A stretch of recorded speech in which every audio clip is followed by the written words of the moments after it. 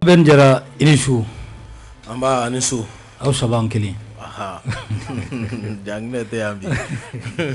siri gwate inisu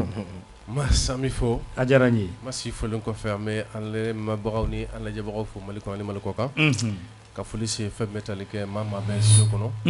ka foli belebele se anka kuna fondila mo amon ka blaw ka page sanfɛ olu folen ko fe mayni ala fe amna ndadu babu mina ala ka ambla siramas ya rabbi dirisa mementa inisu masa an bɛ ala tanu ka sɔli caman kɛ kira ale salatu wasalam ka n'a ka denbaya kan mas k'an bangebagaw fo mɔgɔ mɔgɔ jɔlen bɛ jamana ye k'a bɛɛ lajɛlen fo k'i fo ka kunnafonidilaw fo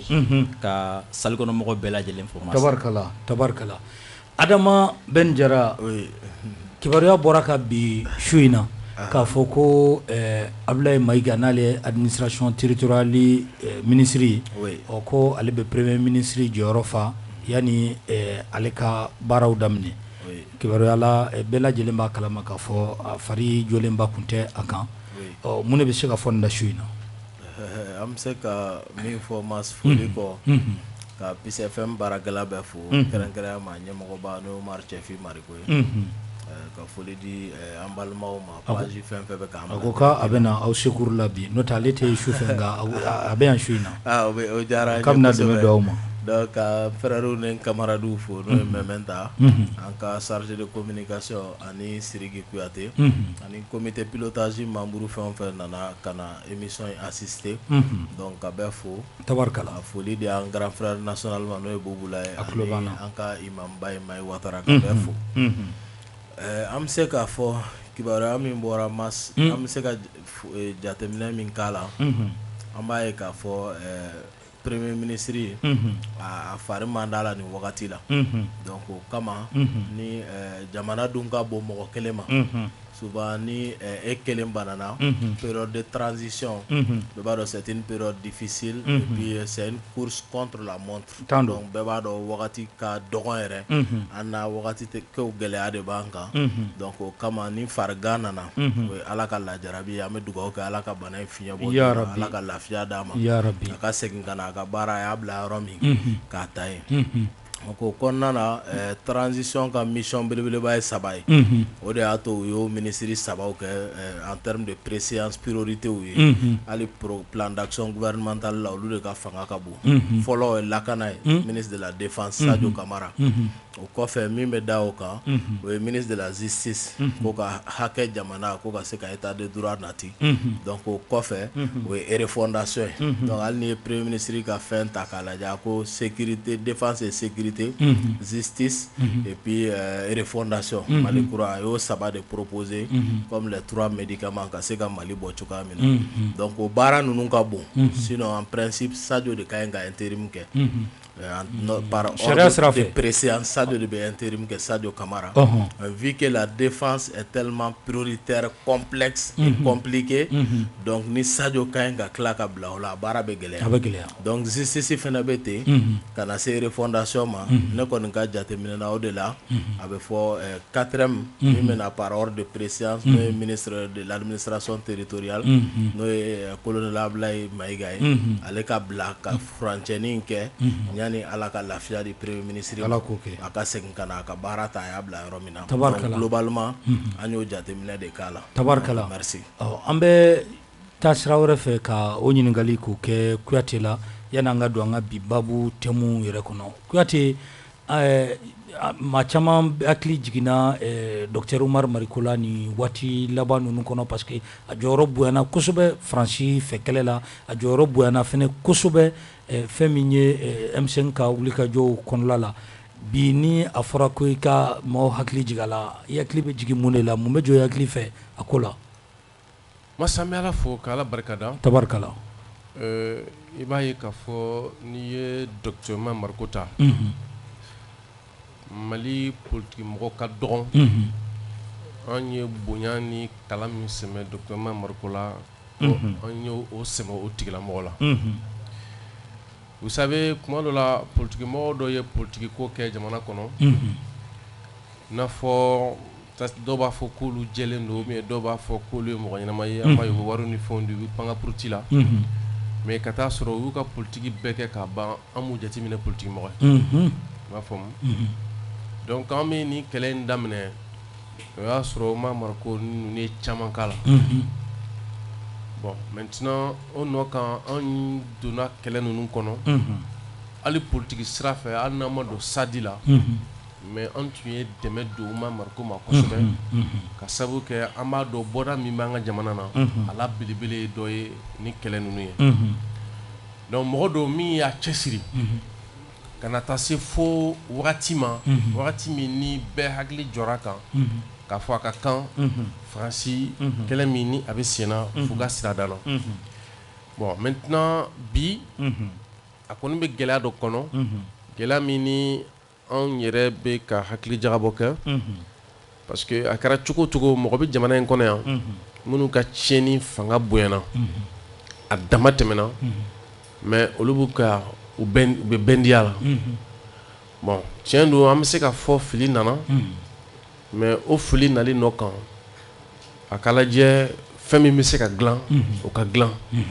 parce que ma mariko ka ko tɛ se ka kɛ i n'a fɔ maa wɛrɛ ka ko an bolo maliko la parce que an b'a dɔn ale ka fili minnu kɛra a dɔ kɛra kumakan ye sinon an bɛ se ka fɔ a bɛɛ kɛra kumakanw ye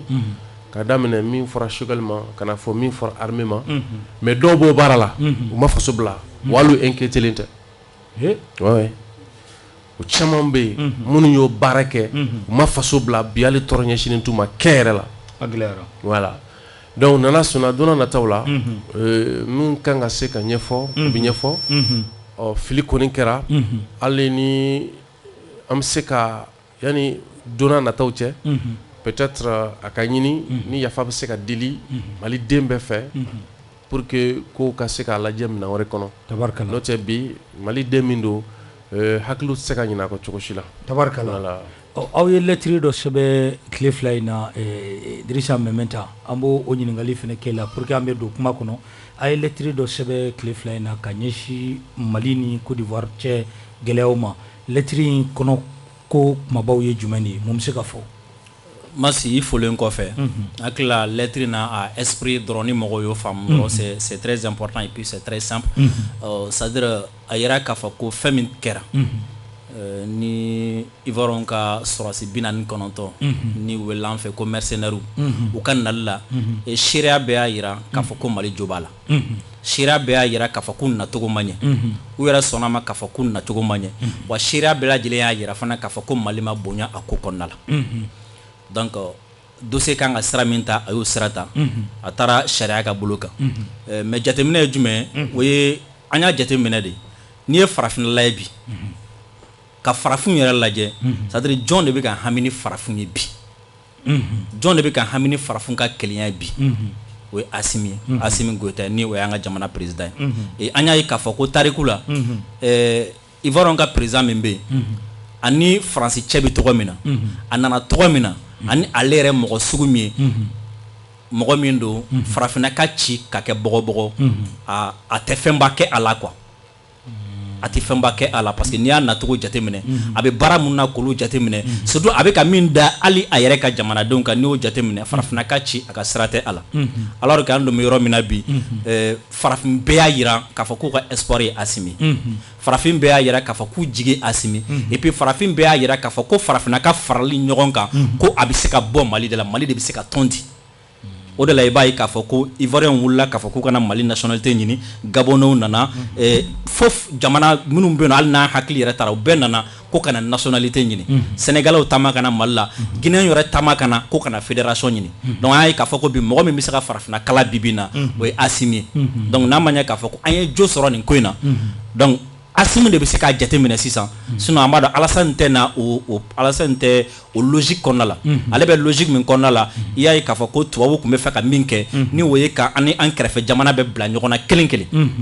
u y'a daminɛ Mauritania waati dɔ la u taara f'u ka radio n'u ka télé la k'an bagara olu ka mɔgɔw ma k'olu faga walasa olu ka wuli an contre la an y'a ye k'a fɔ a ma marché après u taara don Algérie u ye min kɛ Niger min bɛ sen na an bɛɛ lajɛlen ɲɛ bɛ a la hali kɔsɛn na minnu tɛmɛna an bɛɛ lajɛlen ɲɛ b'o la après u y'a essayer k'u bɛ don hali Guinée a ko la ça n'a pas marché donc an ye k'a fɔ ko faransi bɛ logique min kɔnɔna na o ye ka n'an kɛrɛfɛ jamana bɛ bila ɲɔgɔn na kelen kelen et puis an y'a ye fana Ivoiriens minnu bɛ yen nɔ denmisɛnnin dɔw bɛ yen nɔ minnu bɛ Alassane ka jamaw cɛ la minnu bɛ yen nɔ n'olu ka sira tɛ a tiɲɛni na a ɲɛlen na parce que u bɛ nourrir nin fɛn sugu ninnu de la olu wulila k'a fɔ k'u bɛna na kɛ fɛn sugu dɔ ye donc nous étant un mouvement souverainiste an minnu ka laɲini ka farafinna bɛɛ farala ɲɔgɔn kan an ye k'a fɔ ni jo yera ka ban donc Assimi dɔrɔn de bɛ se ka a lajɛ sisan ka farafinna lajɛ ka farafinna ka fara ɲɔgɔn kan lajɛ walasa nin ko in a bɛ se ka kɛ cogo min na k'a sɔrɔ a ma dégénérer o de la an ye Assimi wele k'a fɔ ko a kana ta Alassane fɛ an ko mɔgɔ bɛ min na o ye ko tiɲɛ ka dɔn ye a ka dɔn k'a fɔ ko Alassane bɛ ka min kɛ a ka dɔn k'a fɔ ko MINUSMA bɛ ka min kɛ maintenant au delà de ça donc ale de k'a lajɛ ka farafinna ka fara ɲɔgɔn kan lajɛ a kana ta Alassane fɛ pour que an bɛ unité min ɲini farafinna o bɛ se ka sɔrɔ cogo min na o hakilila ninnu de bɛ lettre in kɔnɔna na k'a yira k'a fɔ ko problème foyi tɛ peuple ni ɲɔgɔn cɛ Maliens ni Ivoiriens problème foyi t'ani ɲɔgɔn cɛ et puis ala kana sɔn ka bi o kɔnɔna la ok i m'a faamu ok Adama Ben an b'a ye ɲina 22 septembre a bolodalen don yɛrɛwolo kelen don ka kangari da MINUSMA ye ka bɛn ni 22 septembre ye nka kuma ti ka taa o yɔrɔ kan fɔlɔ an da bɛ tila ka don ye ɲina 22 a kan ka diya dɛ sabula yɛrɛmahɔrɔnya a fɔ a tako filanan o ma sɔrɔ ka bɛn ni uti kalo tile 15 ye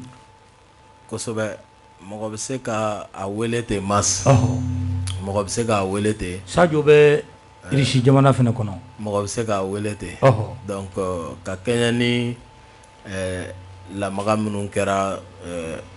ka bɔ 18 février la ka bɔ 18 février la ni Mali y'a laɲini Faransi fɛ k'u ka minɛnw cɛ ka bɔ an ka jamana kɔnɔ n'u ka sɔrɔdasi laban bɔra le 15 août donc c'est une étape importante Mali ka yɛrɛma hɔrɔnya kɛlɛ la nka halisa a tɔ bɛ parce que MINUSMA bɛ yan Faransi b'o ɲɛmɔgɔya la Faransi n'a jɛw n'o y'a ka alliés ye olu b'o kɔnɔ jamana 84 na olu ye jamana 80 ye donc a bɛ i b'a fɔ an ye ko dɔ kɛ an ye paranyaba dɔ ta nka kɔlɔlɔba fana bɛ yen n'o ye MINUSMA ye tant que MINUSMA bɛ nin format in kɔnɔ yan Faransi ka yamaruya kɔnɔ halisa a ma daminɛ fɔlɔ donc c'est une étape importante et historique parce que an ye min kɛ Baba Modibo Keïta kɛlen kɔfɛ k'o kɛ en 1961 c'est-à-dire le 20 janvier 61 Modibo y'a ɲini u fɛ u ka bɔ donc u ka sɔrɔdasi laban bɔra ka kɛɲɛ ni 5 septembre 1961 donc o kama hali ɲina 5 septembre la an b'o tasi bila kɛ ka ɲɛsin o date ma o bɛ kɛ kosɛbɛ an b'o kɛ Kampala kɔnɔna na donc base aérienne kɔnɔna na pour que ka se ka comme France salon fana ye nin kɛ salon fana an y'o kɛ donc ka kɛɲɛ ni date ba don ale tariku la Faransi sɔrɔdasi laban bɔra yan ka kɛ ni le 5 septembre oui le 5 septembre 1961 9 mois sinon 8 mois et quelques après donc Modibo kɛlen kɔfɛ k'u gɛn donc Assimi kɛlen kɔfɛ k'u gɛn u ye kalo 6 kɛ donc u ka sɔrɔdasi laban ka sɔrɔ ka taa donc c'est extrêmement important kɛlɛ kɔnɔ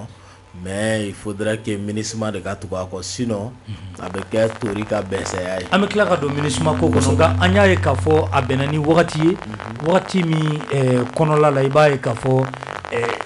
Faransi bɛ ka taa o ye tiɲɛ nka kɛlɛkɛminɛn fana caman sɔrɔla ka bɛn n'a ye kosɛbɛ hali ni Mali gouvernement ka communiqué ta k'a lajɛ Faransi ka sɔrɔdasi laban bɔli la u k'u bɛ malidenw hakili lasigi ko Faransi bɔli min kɛra ko gɛlɛya foyi tɛ ko contraire ko lafiya de bɛ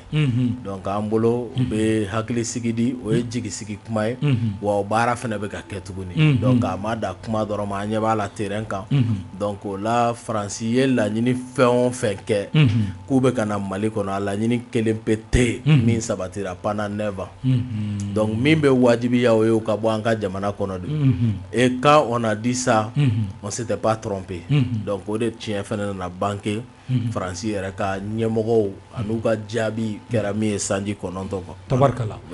Kuyate an y'a ye an ka ministre min bɛ n'o ye Sadio Kamara ye ministre de la défense a taaraIrisilakaw fɛ yen a ye discours min kɛ tiɲɛ yɛrɛ la discours bɛ jɔ mɔgɔ hakili fɛ kosɛbɛ nka k'a walawala an ye halisa parce que a y'a fɔ tubabukan de la e b'o mɛn kosɛbɛ ɲɛfɔli k'an ye dɛ mun de fɔra discours in kɔnɔ n'o bɛ jɔ mɔgɔ hakili fɛ kumabaw parce que yanni bɛ se o ma cisɛbɛn min ni a kɛra cisɛbɛn dayɛlɛnnen k'a bila diɲɛ fɛ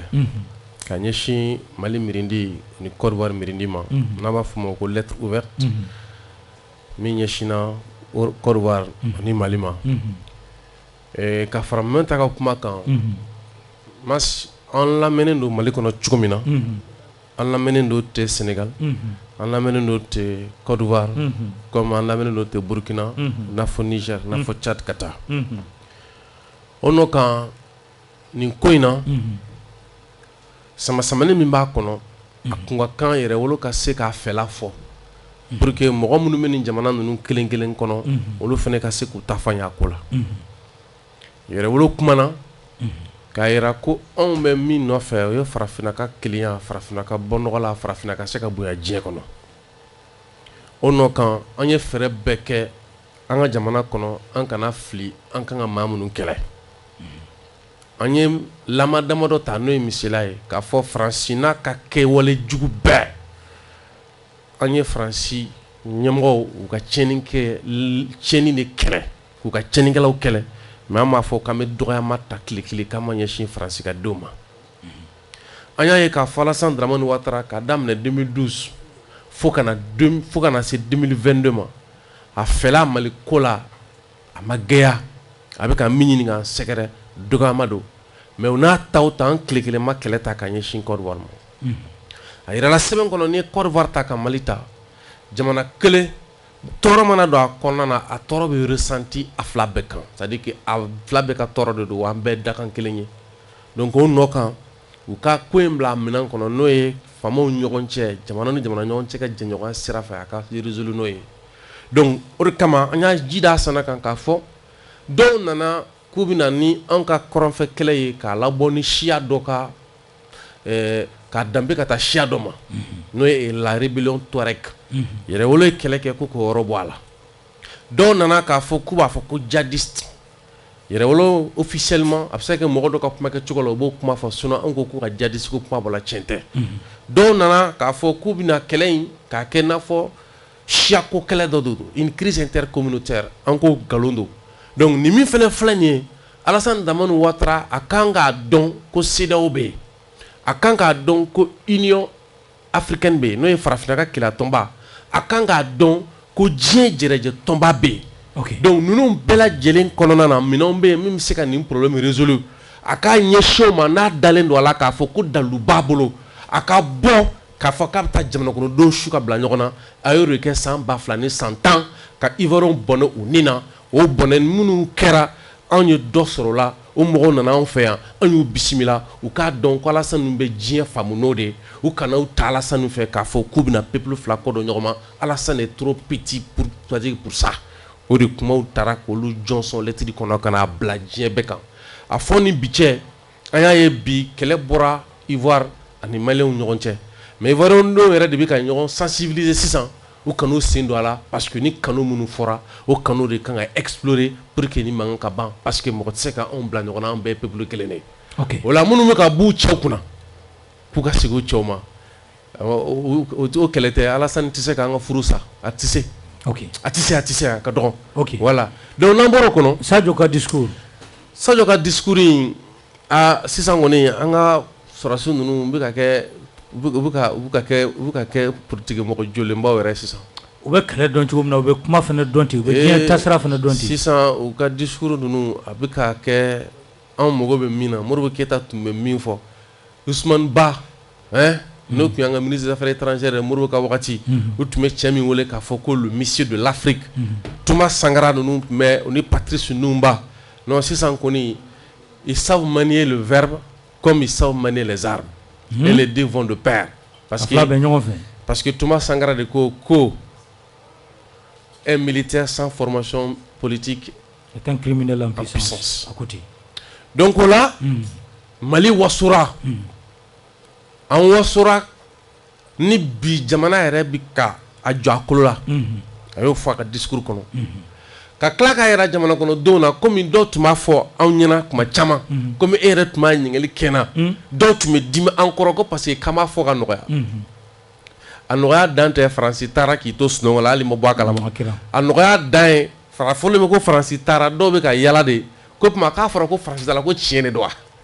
o tɛ nɔgɔya dan o de kama a fɔra mɔgɔw ɲɛna janfa de tun b'an kan Faransi ka se tɛ donc Solo nana yira a ka kuma kɔnɔ balawu min filanw dala nin ye ni balawu ye Faransi ka kɛlɛ min kɛra Libi o kɔlɔlɔ de b'an kan a y'o fɔ o kɔlɔlɔ min b'an kan o tila ka kɔkɔrɔ don tugun Faransi yɛrɛ fɛ ni kibaruyaw dili o ni jɛɲɔgɔnyaw ni tiɲɛnikɛlaw ye donc o de kama bi a ɲinina ko Faransi ka taa ka bɔ an ka jamana kɔnɔ o bɛ kɛ wagati min na o y'a sɔrɔ jamana fana ye jɛɲɔgɔn kura minnu sɔrɔ mɔgɔ bɛ se ka waso n'o ye mɔgɔ bɛ se k'i kunkɔrɔta n'o ye parce que o jɛɲɔgɔnya kɔnɔ wulu joli t'a nɔnɔ na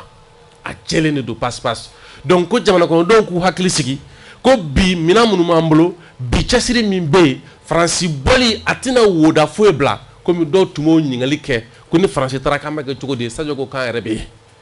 ne kɔni n bolo Faransi taara Faransi bɛ taa wagati min na Mali ministre de la défense de bɛ ka nin fɔ ko ni Faransi taara k'an yɛrɛ bɛ yen ka tila k'a yira o wagati kelen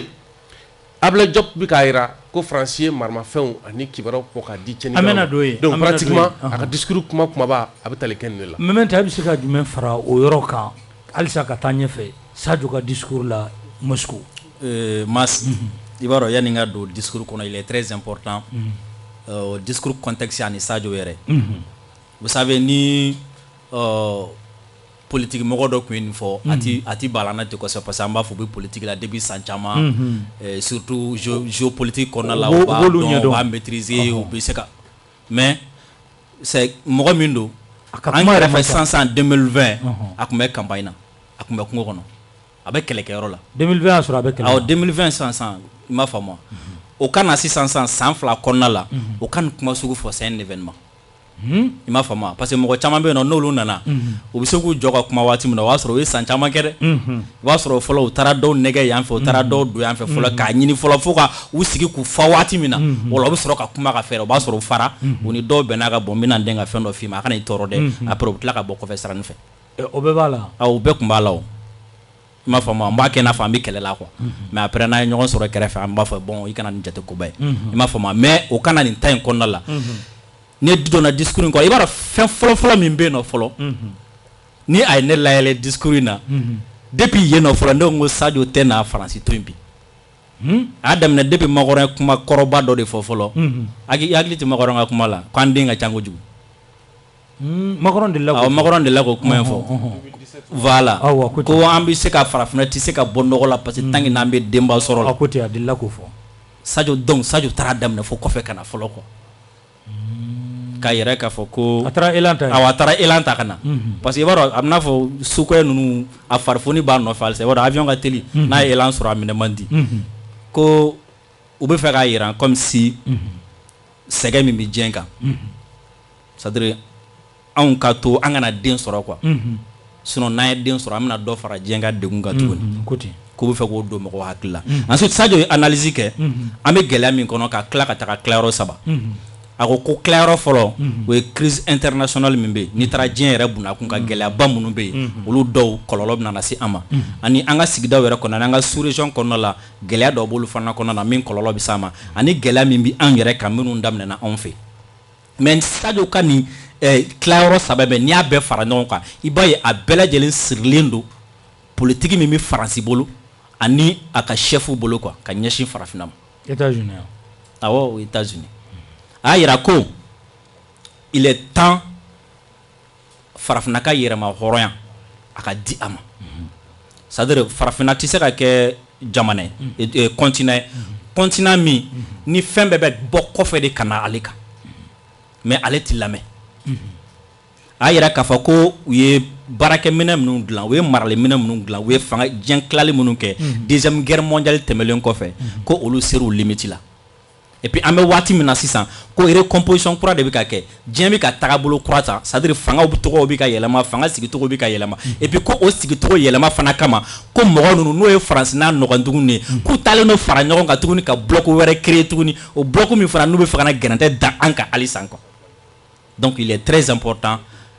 an ka fara ɲɔgɔn kan ka wuli k'an jɔ ka bloc in kunbɛn n bɛ ka kuma ninnu surunya de a y'a yira fana k'a fɔ ko n'i ye jateminɛ kɛ ko diɲɛ décision baw bɛ ta kɔfɛ mais sur le plan sous-régional i b'a ye k'a fɔ anw ka hakililata tɛ ta ba la kosɛbɛ misaliyala ni Union européenne bɛna ka réunion kɛ anw ka ko ti tabala an tɛ ɲininka CEDEAO tɛ ɲininka CEDEAO ka hakilila c'est très peu ko mais ko ni anw nana fɛn fɛn kɛ ko olu de ka hakililaw bɛ tabala olu de ka décision bɛ anw influencer a y'o misaliyaba di ko CEDEAO ye ɲangili da anw kan ka embargo d'an kan ka fɛn caman d'an kan ko a embargo in CEDEAO jamana kɔnɔdenw ko a ye a jamana kɔnɔden kelen-kelenna bɛɛ lajɛlen tɔɔrɔ ko mais ko a ye nafa ɲɛ mɔgɔ ye mɔgɔ minnu tun bɛ ka CEDEAO diriger o ye jɔn ye o ye Faransi et puis ko an bɛ yɔrɔ min na i n'a fɔ bi tellement que an ka organisation sous-régionale ninnu instrumentalisé len don a bɛ tubabu ninnu bolo ko fo hakilila minnu tun bɛ yen laɲini minnu tun bɛ an ka indépendance tabaga cɛkɔrɔba ninnu na n'o ye ka farafinna bɛɛ fara ɲɔgɔn kan k'o bɛ ɲini ka k'an bolo sogo ye parce que n'i ye farafinna maracogo jateminɛ bi ka CEDEAO maracogo jateminɛ ko ni Faransi ko tu u bɛ taa yan fɛ Faransi président de b'i sigilen to fo Faransi ou bien Faransi ministre dɔ b'a fɔ journal dɔ la ko bɔn ko CEDEAO bɛna Mali Sadio de bɛ ka nin bɛɛ fɔ Sadio de bɛ ka nin bɛɛ fɔ Mali bɛ sanctionner donc ko fo ni gɛlɛya bɛ yen nɔ bi ni défi bɛ yen nɔ bi min kan ka surmonter walasa an ka bɔ ko o ye il va falloir que farafinna ka se ka an bɛ diɲɛ kɔnɔ i n'a fɔ don min na ko bi farafinna ka se k'i jɔ k'a ka autonomie sɔrɔ a ka se k'a ka fɛlaw ta a yɛrɛ ye a yɛrɛ k'a fɔ ko bon nin sira in de ka di n bɛ taga tan k'a sɔrɔ a ma obligé diɲɛ kɔnɔna la bloc ba minnu bɛ ɲɔgɔn peser k'a sɔrɔ a ma obligé ka fara dɔ kan k'a sɔrɔ a ma obligé ka aligner dɔ la ko tant que ni farafinna m'o sɔrɔ a bɛ gɛlɛya et puis n bɛ comment dire la bɔ kuma na ni min ye a nana se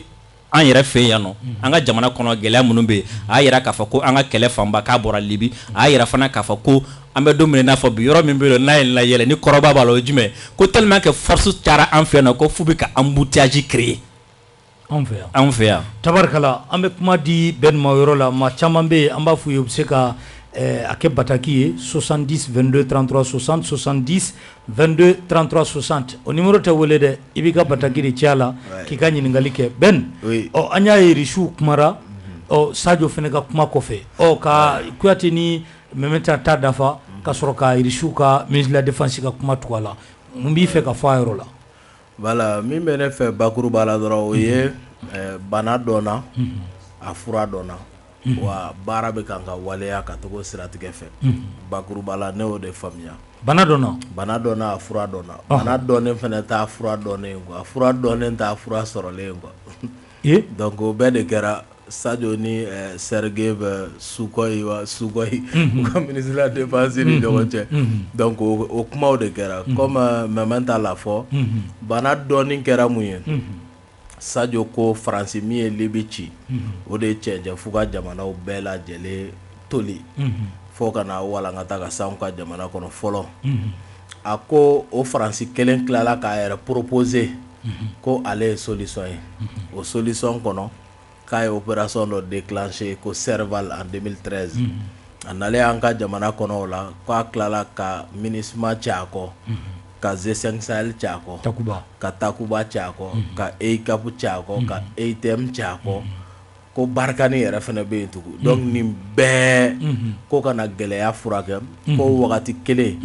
gɛlɛya bɛ ka cɛya ka taga a fɛ gɛlɛya bɛ ka walankata ka bɔ Mali yɛrɛ kɔnɔ fo ka taa Niger ka taa Burkina ka bɔ Mali kɔrɔn fɛ ka na cɛmancɛ bolo fɛ ka bɔ yen ka na Tilebin fɛ bolo fɛ ko o wagati kelen na halisa Faransi tɛ k'a faamu ko Maliyɛnw ka laɲini ye min ye u tɛ ka Mali autorités ka laɲini faamu ko bi Ala ye Mali garisigɛ ɲɛmaaw la ɲɛmaa minnu t'u kun siɲɛ mɔgɔ ye diɲɛ kɔnɔ a ye nin bɛɛ fɔ wa décomplexé ko ɲɛmɔgɔ de bɛ Mali bolo bi maa minnu t'u kun siɲɛ maa ɲɛkɔrɔ diɲɛ kɔnɔ wa u pɛrɛnnen don min bɛ Malidenw lafiya sira o sira bɛ Malidenw lafiya ka t'o fɛ ɔ ko nin bɛɛ kɛra a tɛ ka ɲɛnabɔ olu ko dɔrɔn k'an tigɛ di Irisiw ma a k'olu ye kuma ni turuma fɔ ko de ye nin bɛɛ wuli ko ye k'olu sɔnni dara a kan ŋaniya min dogolen bɛ yen ko bi u ni Irisi k'i tigɛ di ɲɔgɔn ma pour que jɔnya ɲanafin bɛ mɔgɔ minnu na vraiment ka yira olu la o wagati tɛmɛna an bɔr'o kɔnɔ bi jala ka bon jala ye jalamankuna jala ye bɛɛ n'i ka jamana don ala ni Irisi min filɛ k'an tigɛ di ɲɔgɔn ma ko k'a kɛ aw partenariat gagnant gagnant aw ka nin yɔrɔ filɛ anw ka nin yɔrɔ filɛ ko de bɛ diɲɛ kɔnɔ bi ko diɲɛ taara ɲɛ ɔ Irisiw fana ka ministre de la défense ye kuma ta a ko fɛn o fɛn bɛ Mali bonya ka Mali ka lakana bunakun kan k'o bonya ka tila Mali mana fɔ a bɛ tigɛ di jamana o jamana ma ka fara olu ta kan k'olu jɛlen don ni o ye ko wa fɛn o fɛn bɛ Mali jamanadenw lafiya ko Irisi la jɛlen don n'o sira ye ka t'o fɛ ko n'i bɛ maa dɛmɛ i tɛ bila a ɲɛ k'i bɛ to a kɔ a mago bɛ dɛmɛ min na i bolo i b'o de d'a ma k'o de ye dɛmɛ ye Régilabe au côté de quoi? Kosobe, un discours très limpide. Kuma te munumunu, mais par contre, ni segini ko kana 2013 là, François Hollande n'allait min gara Mali là, a discours do ga, ne be fait Mali on gato discours la meno. Kokura. Ka segin ko. Ay min ga ya. L'indépendance là. Fu yɛrɛ b'a fɔ ko yɔrɔ in ma choisi kun fɛ. Ko bi François Hollande a ko c'est le jour politique le plus important de ma carrière. Ko parce que bi de u bɛ ka segin ka na farafina marakura ye. O gundo dɔrɔn de b'a kɔfɛ. E Faransi min président ye hɛrɛ kɛlen o Faransi o ma k'e bolo don ye don min ɲɔgɔn ma bɔ i ka politique baara kɔnɔ fo don min e nana ka na i yɛrɛ ka kuma la ko kana Mali dɛmɛ o de bɛ ko ye bolo kabiri ye an tun ka ɲi k'a dɔn min bɛ kuma in kɔfɛ min bɛ kuma in kɔfɛ ko bi ye Mali ka indépendance don de ye filanan na ko bi ye Mali ka indépendance filanan ye c'est ce que François Hollande a dit ko fɔlɔ ta tun ye contre le système colonial ko mais ko bi ko c'est une nouvelle indépendance contre les terroristes et les extrémistes. Ko voilà votre indépendance. C'est ce qu'il a dit. Ko ni aw ka horoyale. C'est ce que François Hollande a dit. Pour terminer, Sadio Nali Konto kalama précisément. Nto kalama pour le moment. Donc Abita mate boa takuma kalama ame balka Amerika be richila. Donc c'est ce que François Hollande a dit. Et pour terminer, François Hollande ka kuma la a ko la France restera aux côtés du Mali le temps qu'il faudra. À côté. Le temps qu'il faudra o de na keni. En cas indépendance o de na keni. Et mi tamashien baye mas. François Hollande be kuma la mɔgɔ min jɔlen b'a kɔfɛ. Baba Jonguna. Walima kɔfɛ. B'a kɛrɛfɛ. Kɔfɛ. Jean de be kuma o. Mɔgɔ min jɔlen b'a kɔfɛ. Jean de bɛ. Le ministre de la Défense d'alors du Mali, Yamoussa Kamara. Yamoussa Kamara de jɔlen bɛ Assimi Goïta kɔfɛ bi. Kosɛbɛ comme conseil stratégique Yamoussa de bɛ. Madu Abodo. Yamoussa de bɛ. Donc o kɔfɛ min ni Faransi drapeau b'a la. Faransi drapeau n'a kɛlen k'o peinture k'a yɛrɛ kan. Ko vive Papa Hollande. Journalistes bɛ kule ko les libérateurs, les pacificateurs Papa Hollande. O mɔgɔ min b'o kɛrɛfɛ ni malien don ni drapeau bleu blanc rouge b'a kan. O tigi kelen le 19 février don min na Assimi ye a fɔ ko Faransi k'a ka Koso ni Kassa cɛ guara la. O dugusɛjɛ yɛrɛ wolo ye appel kɛ à 24 heures ka taa place de l'indépendance la. Le 19 février 2022. O tigi kelen Mali drapeau de kɛlen don k'a peinture vert or rouge a jɔlen bɛ ne kɛrɛfɛ ne bɛ kuma la quoi. La même personne. Amena vidéo bɛ bila yɛrɛ wolo pasi ka bi la même personne. Billahi talahi la même personne, j'ai toutes les images. A bɛɛ bɛ n bolo et je connais la personne aussi. Donc pour dire que tout simplement après 9 ans les Maliens ont compris. Et fɛn o fɛn bɛ kɛ les symboles ont un sens. Signification bɛ kow la masse. Donc pour moi globalement ne y'o jateminɛw de sɔrɔ ko in kɔnɔ. Et du Mali c'est un grand départ. Nin ye ko daminɛ de.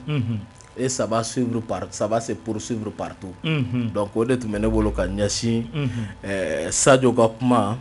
ani Faransi ka tagali sanji 9 kan. Kosɛbɛ merci. Ok Kuyate ko maa caman nin ye dɔ ka ɲininkali ye ko an mago bɛ Russie la base yɛrɛ de la an fɛ yan.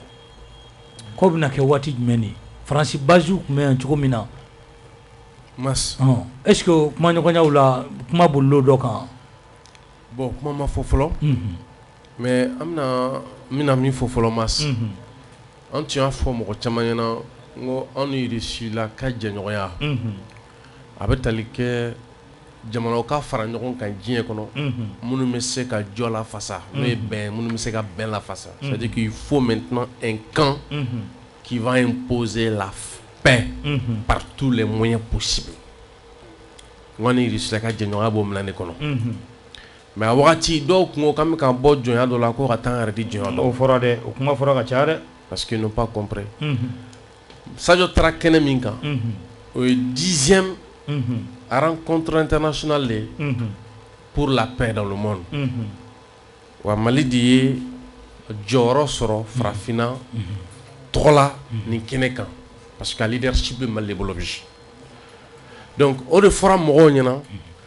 ko minnu bɛ yen n'i ma kɛlɛ in faamu a kɛbagaw bonya quoi parce que a faamu tɛ diyagoya i ma.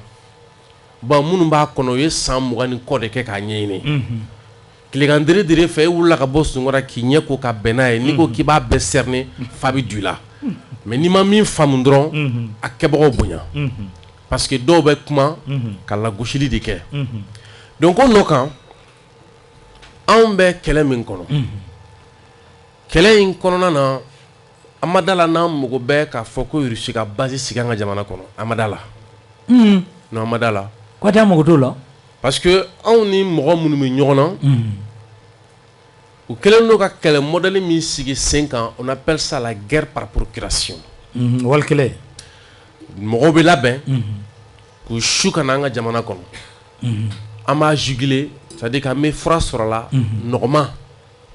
Bon maintenant kana base implanter peut-être a dɔ la n'i b'a ye ko menace dɔ de bɛ yen min ye menace sous-régionale ou bien internationale ka i ka jamana envahir i bɛ se ka na n'o sira fɛ. Mais Kuyate français kɔ donnen t'a taalen dɛ. Non an fo c'est-à-dire que fo ni bɛn ninnu tile banna fo ni yɛrɛwolo tile banna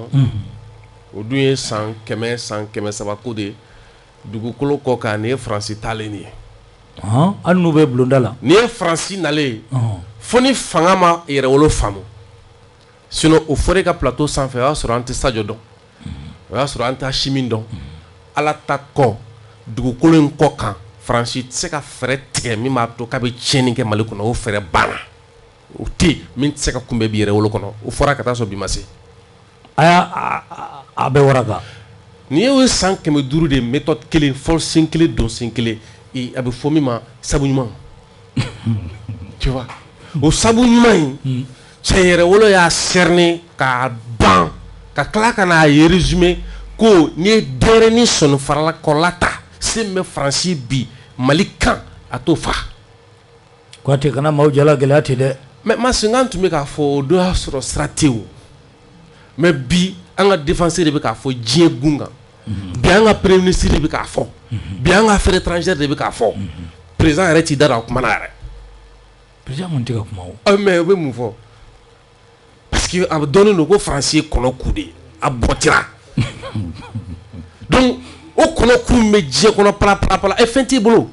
i bɛ Américains ka ci la Américains dɛsɛra k'u jɔ yɔrɔ min na hali bi i bɛ kule la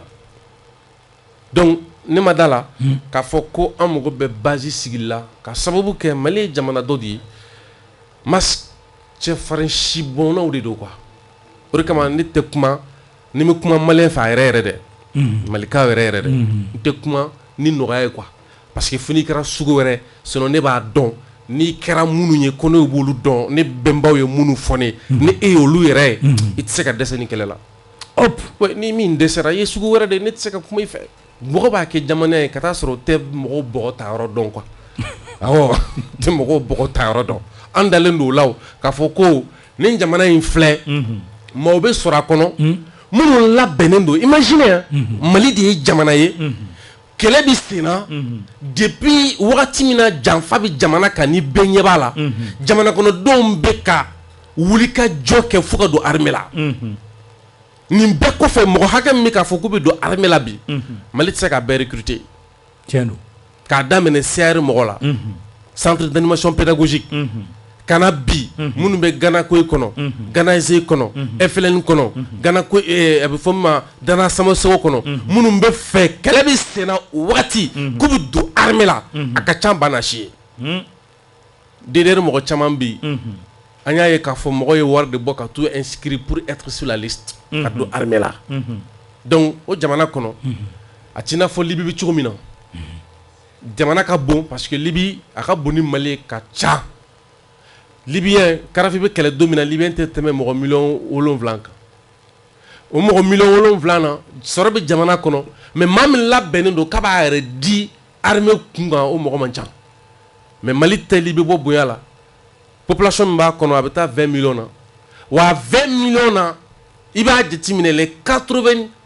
80% des jeunes Maliens sont prêts à adhérer à l'armée. Ok. Donc au jamana kono mandala ne amogo be base bala kata resu ka sira fe. Mementa doko konga aw nyininga o ko document do bolendo document mi ni fen dogolen kuno me ka apoira kabo ko abe Mali d'Afrique ko fo yani décembre kaloche ko yala kabo document kalama ka kuma fora France ko akuma fora France. Vous savez, concernant fin chama be circuler, document chama be circuler. Ce qui est très important, moko kanga min famu jume. Moko ni srainta. Moko ko ka be France gain. France sira nyemoko fin na yo faka. A sira a kelekela fin na aliminti fama ya o tigi faka. Donc ni moko nina akana bli kuna ko France ga la nyini do quoi.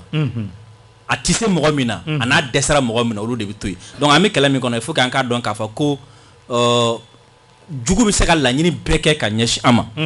donc une fois qu'an donné logique kɔnɔ déjà le fait de venir nous dire que France bɛ fɛ ka nin kɛ aw la France bɛ fɛ ka nin kɛ Assimi na a bɛ fɛ ka nin kɛ Ben na a bɛ fɛ ka nin kɛ Sidiki la o bɛ dɔgɔya anw bolo kosɛbɛ. Parce que an b'a dɔn ni mɔgɔ min bɛ ɲɔgɔn na an b'a dɔn mɔgɔ min ye Modibo Keyita faga o an b'a dɔn mɔgɔ min ye Lumumba faga an b'a dɔn mɔgɔ min ye Thomas Sankara faga an b'a dɔn an n'olu de bɛ ɲɔgɔn na donc an b'u ka kɛlɛkɛcogo fɛnɛ dɔn donc on est prêt pour ça an labɛnnen don o kama o de la waati dɔ la mɔgɔw b'a kuma ta ka essayer ka kuma gonfler surtout mɔgɔ tɛ kuma ninnu caman bɔ yɔrɔ ɲini dɔw bɛ a fɔ pour que ka population lasiran dɔw bɛ a fɔ pour que ka sujet dɔ di aw ma aw bɛ se ka sujet min débattre dɔw yɛrɛ b'a fɔ yɛrɛ ten dɔrɔn comme ça pour que ka se ka sujet dɔ di aw ma aw ka kuma fɔ après u kana ka démentir après et puis jusqu'à fɔ dɔrɔn non bon an ma ninnu ye u bɛ ka nin de fɔ u bɛ ka nin fɔ alors que c'est pas vrai olu caman bɛ a kɔnɔna la n bɛna min f'i ye dɔrɔn pour que k'a yɛrɛ k'a fɔ ko an bɛ kɛlɛ min na fɛn bɛɛ b'a kɔnɔna la et hakili la seliba sɔgɔmada fɛ misiri b'a kɔnɔna la donc k'a bɛ dangari Assimi ka ɲɛnamaya la ye a sera bilen mɔgɔ ka t'o sɛbɛn Faransi yan dɔw y'o sɛbɛn yan ayi o ma kɛ de wa o kɛra donc a ma se bilen mɔgɔ k'o sɛbɛn Faransi dɔw ko film de don film de kun don dɔw ko ala ko ye film ye o m'o fɔ wa voilà parce que olu bolo a min kun kan ka sɔrɔ o m'a sɔrɔ quoi donc tant que ni o m'a sɔrɔ olu bolo o tɛ ko bɛɛ quoi mais an bɛ fɛ ka min fɔ mɔgɔw dɔrɔn o ye jumɛn an bɛ kɛlɛ dɔ de la kɛlɛ min an sera niveau dɔ la ou n'i y'a mɛn mɔgɔ min yɛrɛ de da quoi k'a bɛ fɛ k'i siran dɔɔni quoi i mabɔ a tigi la quoi i m'a faamu wa mɔgɔ min bɛ yen n'i b'a ye k'a fɔ ko jajɔ b'a la kɛlɛ nɛgɛ b'a la a bɛ fɛ ka kɛlɛ kɛ kɛlɛya dɔɔni b'a la continuer ka taga ni o tigi n'o kɛra kɛlɛ an b'a sebaga sɔrɔ n'o kɛra fɛn caman bɛ an bɛ pan o kunna vous savez sisan information caman bɛ circuler comme source ti a dɔw la an tɛ se ka an sɔnni sigi a ka bi kosɛbɛ mais ce qui est très important à comprendre an bɛ yɔrɔ min na fɔ bi chacun bɛɛ n'a ka service de communication don bɛɛ ni a ka laɲini don bɛɛ ni a ka stratégie don et donc n'i tɛ stratégie fɛn fɛn dɔn i yɔrɔ janya la i kana taga kɛ dɔ ka armée k'a ka kɛlɛ kɛ k'a ka kɛlɛ gagner à place la quoi i m'a faamu n'i y'o kɛ i yɛrɛ bɛ kɛlɛ min kɔnɔna la a kɛlɛ i b'a perdu ensuite i ni mɔgɔ minnu bɛ ka taga ni ɲɔgɔn ye surtout i bɛ fanga dɔ di a tigi ma quoi Sidiki filɛ ne k'a f'i ye c'est à dire Faransi dɛsɛra de quoi masa a bɛ ne ka kalo kelen bɔ Faransi dɛsɛlen don ka a ka kungo kɔnɔ tasuma dɔrɔn faga fɔlɔ mais o san mais cette fois-ci ɲinan ta de ka jugu parce que avion yɛrɛ tɛ yen bilen min bɛ se ka taga tasuma faga parce que avion c'est à dire tasuma faga avion dɔrɔn a yɛrɛ k'a fɔ ko a min bɛ Faransi bolo ko a ka dɔgɔ kojugu ko hali u tɛ se ka dɔ wɛrɛ dilan donc u bɛ yala de la Allemagne ni Espagne ni fɛnw na sisan k'u ka ɲɛ u ma u bɛ se k'u ka yɔrɔ tasuma faga u ko k'olu ye certaine puissance ye certaine puissance ma se k'a ka tasuma faga deuxièmement vous pensez que Faransi min ye Thomas Sankara faga Faransi min ye Modibo Keyita faga vous pensez que o Faransi n'a sɔrɔ ni possibilité tun b'a bi ka fɛn dɔ kɛ Assimi na k'a ta kɛ vous savez à un moment donné yɛrɛ ka hali fɛn dɔ bɛ yen nɔ ka miiriya kɛ ka ɲɛsin Faransi ma ne bolo an bɛ ka fanga d'u ma k'u jama quoi o bɛ niveau min na sisan u tɛ se yɛrɛ de quoi u tɛ se Faransi y'a yira bi k'a fɔ ko sur tous les plans ko se tɛ ale u ka force kun ye min ye n'o ye communication fu ye o de la u nana n'u ka téléso dɔ n'u ka radio so yan nɔ k'u ka fanga gonfler k'u ka pouvoir gonfler ka to ka nkalon dɔw tigɛ k'a da u yɛrɛ la donc c'est comme si wara bɛ siran a fagaba bɛ siran a bɛ kɛ kunna ko fɛn dɔ de se bɛ a ye ka kɛ mais en réalité se foyi tɛ a ye ka kɛ se kɛlɛ min bɛ a ye o ye jumɛn o ye k'e lasiran ye donc a bɛ ka siran exploiter pour que ka se ka se e la quoi donc mɔgɔ ka dɔn k'a fɔ k'an bɛ kɛlɛ min na ce n'est pas k'a fɔ ko se dɔ de bɛ Faransi bi ko a bɛ se ka na fɛn sugu dɔw ta k'a di Mali ma et puis a dɔn fana k'a fɔ ko Faransi sigilen don a b'a ka labɛn na Maliyɛnw sigilen don a b'a ka labɛn na Sidiki bɔra k'a f'i ye sisan fɛn min ye Russie ka base ko kuma ye vous savez mɔgɔ tɛ min kalama fɛn caman bɛ a bɛ bɔ kɛnɛma waati o waati o b'a sɔrɔ anw ye kalo caman de kɛ k'a étudier so kɔnɔ an b'a étudier so kɔnɔ ka possibilités jateminɛ ka nafa jateminɛ ka kɔlɔlɔ jateminɛ ka opportunité yɛrɛ jateminɛ n'an y'o bɛɛ fara ɲɔgɔn kan waati min na n'an bɛ wuli an bɛ kɛlɛ kɛ n'a ye kɛlɛ kɔlɔ i b'a ye an bɛ sɛbɛn sɔrɔ la an tɛ bɔ ni foyi ye ten parce que ko k'an to tagama la dɔ y'i interpeller carré kɔnɔ ka kuma dɔ ta k'a f'i ye k'i bɛ bɔ k'i bɛ taga kɛlɛ kɛ n'u ye non an tɛ kɛlɛ kɛ ten tɔ donc n bɛ fɛ ka min fɔ ka fara o yɔrɔ kan Russie ko kuma la o ye jumɛn vous savez an bɛ yɔrɔ min na fɔ bi il faut regarder sur le terrain fɛn dɔw bɛ yen nɔ olu bɛ traiter so kɔnɔ i m'a faamu n'olu traiter so kɔnɔ n'a mɔnna waati min na opportunité kama nafa min b'a la kama a bɛ se ka bɔ kɛnɛma ou bien a bɛ to so kɔnɔ parce que i ye Russie ka base ko kuma min fɔ a kuma bɛ ka fɔ ka caya kojugu et puis mɔgɔ k'a dɔn dɔrɔn k'a fɔ ko mɔgɔ dɔw de bɛ kɛlɛ ninnu ɲɛma u tɛ taga ten u tɛ taga o kunfɛ ten u bɛ labɛn caman de kɛ pour que ka kɛlɛ dɔw kɛ. ok Ben an y'a ye Mali kɔni taara ni Faransi ye diɲɛ selekena ni tɔnba kɛnɛ kan yala an bɛ se k'a dɔn est ce que fɛn bɛ bɔ nin na a nafa ye jumɛn ye Faransi bɛna kiri de don wa mun de don. Voilà a nafa ye min ye kuma min tun bɛ fɔ n'a bɛ baara la n'a bɛ siga la donc nin y'o diyalen diɲɛ ma Faransi kɛlen k'i da gulɔ bara sigi sinon olu tun ka ɲi ka bɔ joona ka nin ko tɔ yɛrɛ u dan tigɛ sa ka ɲɛsin nin kɛ nin ma ko Faransi yɛrɛ de ye terroriste ye yɔrɔ kɔni o bɛ fɔ yɔrɔ o yɔrɔ don min na Salif Keita b'a fɔ don min na yɛrɛ wolo b'a fɔ don min na Umaru Marigo Cheikh Umar Sissoco Aminata Daramani n'a ɲɔgɔn caman mɔgɔw b'a fɔ o don minnu na o wagatiw la u kun y'a kɛ bɔlɔnkɔnɔ kuma ye u kun y'a kɛ yɛrɛ ko mɔgɔw bɛ nin fɔ dɔrɔn minnu bɛ fɛ k'u yɛrɛ ko diya mɔgɔw ye ko mɔgɔw ka kuma de don bi n'a bilala gafe gun kan o wagati aw ye silence cimetière kɛ o makunnen don dɛ Espagnol b'a fɔ la ko que pasa mun de kɛra ko mun de bɛ ka kɛ mun bɛ sen na ko de ka ɲɛfɔ u ka ɲi ka u dan de tigɛ au contraire mais ka taga ɲɛfɛ sigi in bɛ kɛ la réunion orale ye a dɔw ko Faransi bɛna a ka veto da dɛ non Faransi mana a ka veto da veto tigi wɛrɛ fana bɛ yen min b'a laɲini ko kuma ka kɛ o kuma in sigi kɔni kɛli o ye wajibi ye wa ni Faransi banna ko hali u b'a fɔ k'u bɛ veto yɛrɛ da o lajaba ka jugu masini ni bɛɛ ye fɛnɛ o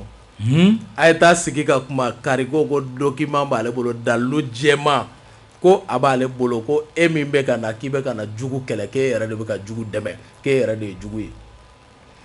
ne ko sigi tɛ kɛ mas o fana ye jaabi bɔ dɔ ye donc dalu yɛrɛ de b'an bolo kɛ n k'u y'a fɔ de ko a video bɛ yen a photo bɛ yen authentique min tɛ se ka sɔsɔ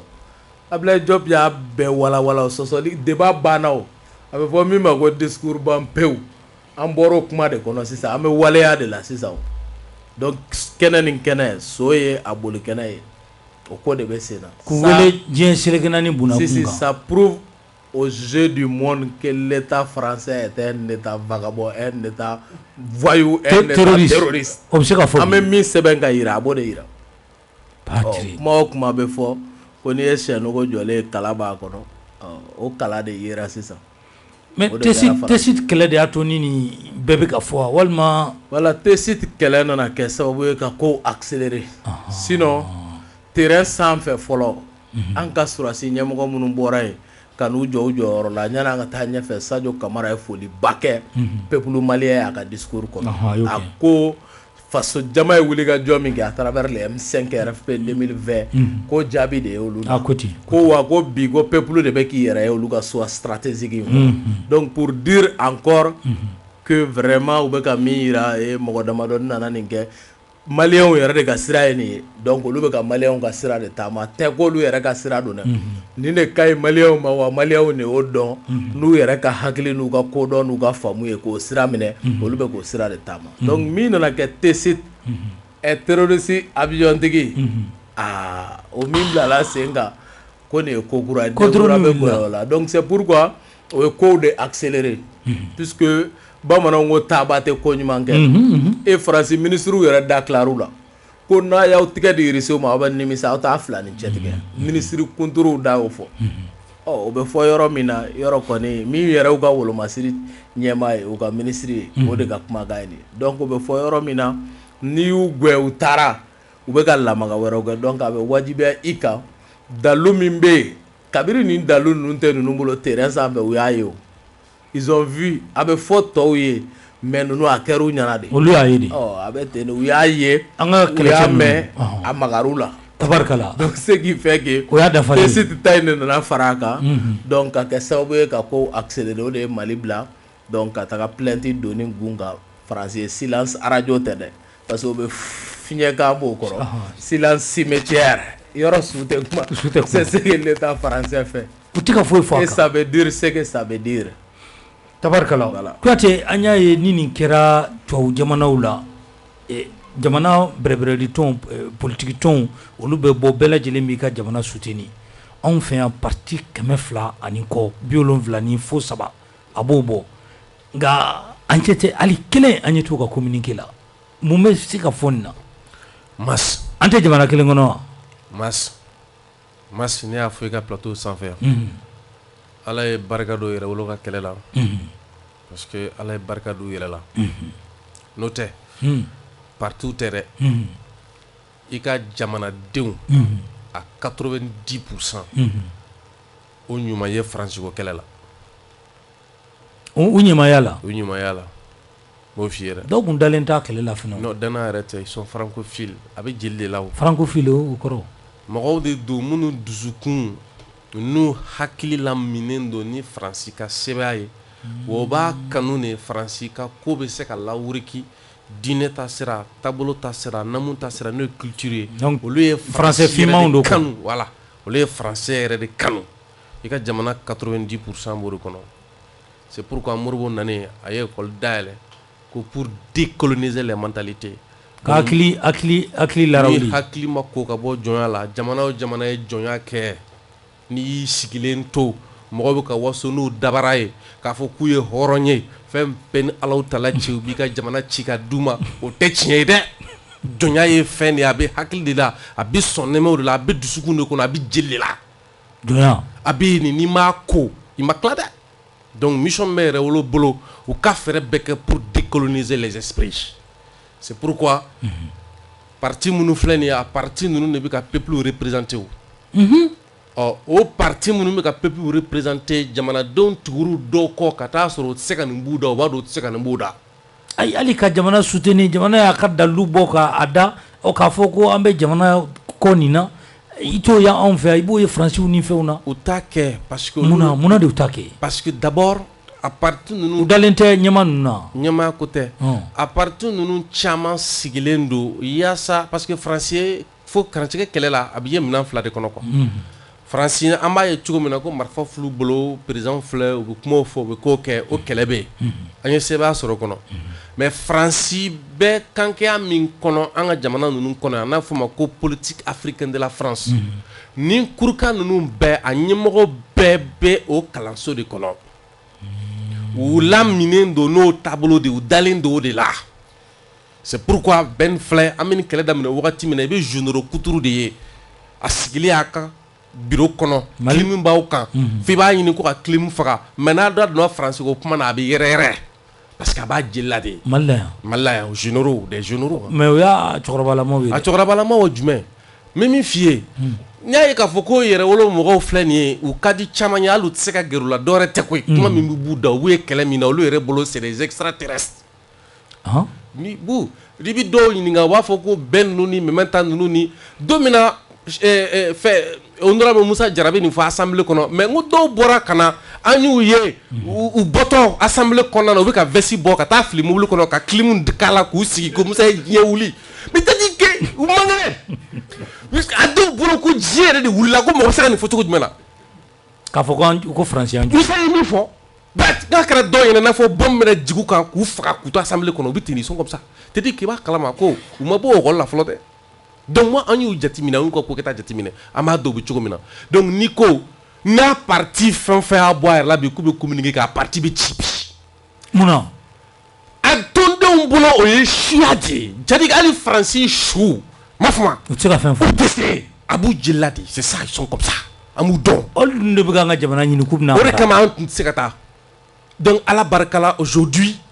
kɛlɛ kɛra. jamana ɲɛmɔgɔw sɔrɔla minnu t'o logique kɔnɔ minnu t'o tafan kɔnɔ o de kama Sadio ko a k'a dɔn a tun b'o kɛ minnu na k'a da i t'u tɔn kan ko tile de banna donc bi Faransi taara u ma kuma a fɔra ko Faransi ye tiɲɛni ta k'an ka jamana sɛgɛrɛ ko Faransi yɛrɛ de terroriste u tɛ ka kuma mais ka kɔɲɛ a sɛbɛnna an fɛ yan kabini le 11 novembre 2018 le début du génocide de la France au Mali au sein du centenaire de la fin de la Première Guerre mondiale. Mais il b'a dɔn ko nin kuma bɛ fɔ Bube yi a bɛ tiɲɛ so bi ale wulila an n'a ye kɛlɛ min kɛ n'an b'o dɔn makɔrɔ jaabi min di n'an b'o dɔn ani Faransi ambassadeur ye kuma ɲɔgɔn min kɛ n'an b'o kɔnɔ kalama ka dɔ fara Bɛni ka kuma kan a bɛ mɔgɔw ɲɛna ko diɲɛ kɔnɔ ko kow bɛ ten de o de kama Faransi u ma min faamu diɲɛ kɔnɔ u ko les États n'ont pas d'amis. Les États n'ont que des intérêts. Mon cher, il faut être ami avec le peuple des États concernés. Ce n'est Big Ben. Fais un pénalty Big Ben. Ni Big Ben. Ni Big Jamana ni Jamana ɲɔgɔn cɛ la ni anw ne reçu bi jɛɲɔgɔnya kɛ. E ka reçu commandé peuple ye. O jɛɲɔgɔnya bɛ taa yɔrɔ jumɛn? Donc il faut être ami avec le peuple. Des États concernés. Pour qu'il y ait se ka jɛ sigi sen kan. O to ye. Ça, il fallait que la responsabilité du régime Ibeka dans le génocide de la France au Mali qui passe sur son silence coupable depuis un moment. Ni bête documenté le nokablaï. Silence cimetière ben a foutu comme nous qui ni beka. Ministre Abla Diop yo kuma min fama fotu. Donc Franci nyamoro nenga di chugumena kuma fu foka do chugumena arrogance ka do chugumena ya maîtriser kuma jora kuma bana Franci bolo. Donc comment min banen fla France bolo non tika sosol kala mene o ben banen flenye Nations Unies Conseil sécurité sigira ɲɔgɔn kan me fera mun fodron ni peuple ka kɛlɛ de donc o fente boala de ouais parce que ni peuple si kala je fenti boala mais peuple ka kɛlɛ de do Malik fano amu fo mɔgɔ caman ko de famu ko kɛlɛ min ka kan fɛ peuple ka kɛlɛ de do Sadio be ka min kɛ a be ka kuma ni peuple tɔgɔ de Sogele min fɔ a kuma ni peuple tɔgɔ de bi ministre Abla Diop be ka min fɔ peuple ka kɛlɛ de do mais Mali kɔnɔ yan balawu ye min ye I b'a sɔrɔ kɛlɛ min bɛ senna ni peuple de ka kɛlɛ do an bolo o ye Burmasi ka kɛlɛ de o ye nin ka kɛlɛ de donc pratiquement k'i sigi ko fɛn ti bɔ a la comme n'a fɔ don min na an b'a fɔ ko jamana in fana bɛ ten de dɛ oui parce que o maturité politique ni o formation politique idéologique o tɛ mɔgɔw la dɔw bolo de ko k'i sigilen to I ka tedagani kunna kuma mugu ba fɔ la ka jɛ ci ka jɔ ka jɛ bila tedagani kɔnɔ comme sisan chicha fɛnɛ bɔr'u bolo kɔnɔna na donc bon pratiquement a bɛna kɛ n'u bɛna se ka raisonner dɔw bolo ko diɲɛ dannen do dɔrɔn de ma quoi donc pratiquement ka taa sɔrɔ ni peuple ye nin bila yɔrɔ min na a bɛ bila ye parce que anw ka discours simple o ye min da Faransi ka bɔ dɔn u ti wuli ko la u ti wuli kuma na surtout ni ko min bilala numéro jan na u yɛrɛ ka jate la n'a bila numéro jan na u ka hakilila fɔlɔfɔlɔ ye jumɛn foyi ti bɔ a la bon foyi ti bɔ a la o de y'an ka jamana ci mɔgɔw kun kan ka bɔ ka nin kuma kɛ dɛ a kuma kun ka kɛ diɲɛ fan bɛɛ fɛ mais pratiquement min nɔgɔra an bolo jamana ko la o ye mɔgɔ ko kumaniw ni kuma misɛnmisɛnninw ni kuma fu ja ni kɛlɛ in bɛɛ bɛ sen na Faransi yɛrɛ de ye terroriste ye ni kuma bakuruba kelen y'o de ye don min na a bɛ fɔ ko Faransi ye nin bɛɛ dɔw wulila k'olu mago bɛ prévu la pour que ka fara an ka kɛlɛ kan o kɛra an b'a kɛ kojugu ye mais an ko e yɛrɛ mago bɛ min na e bɛ ka min wele ko prévu f'i k'o de fana fɔ an ye pour que an ka se ka prévu d'i ma donc ka taa sɔrɔ fɛn min filɛ ka fɔ a bɛna Faransi ɲɛmɔgɔ caman réconforter tel que Nicolas Normand ale ko la France a juré du désordre au désordre au Mali caman y'a sɛbɛn fɔ ko Faransi ni hali MLA ye jɛli min kɛ ko ce n'était pas normal ni fɛn bɛ tali kɛ François Berti la François Berti ko la France a une part de responsabilité dans l'effondrement de l'État malien donc pratiquement olu bɛɛ kumaw bɛ yen ka na se fo a dan parce que a y'a ta yɔrɔ jan koyi parce que an ka minɛn minnu sɔrɔla olu minɛnw de kama an y'a fɔ Maliens ɲɛna ko le Mali est désormais entré dans le club des armées supersoniques o kɔrɔ c'est que diɲɛ kɔnɔ bi kɛlɛminɛnw bɛ jamana minnu bolo n'o kɛlɛminɛnw b'a to i bɛ se ka sanfɛ kɛlɛ kɛ c'est-à-dire que tu as les moyens de défense anti-aérien i bɛ se ka kibaruyaw sɔrɔ i ka jamana kunkanko kan tiɲɛnikɛlaw ka sababu la n'i y'a mɛn ko silence radio c'est un terme militaire c'est que n'i bɛ kɛlɛdaga kɔnɔna na mɔgɔ minnu kan ka ne ta ka bɔ kɛlɛdaga kɔnɔ ka i sauver ni i n'olu ma ɲɔgɔn sɔrɔ dɔrɔn i b'i ka araki faga ni m'i ka araki faga jugu bɛ na jugu ayi i bɛ jamana min kɔnɔ walima jugu bɛ se k'a dɔn ko arajo dɔ bɛ ka siffler yan k'i répertorier k'o ko kan donc arajo fagali a bɛ fɔ o ma ko silence radio c'est un terme militaire donc Faransi bɔr'o kɔnɔna na a y'a kɛ silence cimetière yɛrɛ o t'i n'a fɔ sisan ni mɔgɔ min ko Solomaden binna muso kan Maintenant,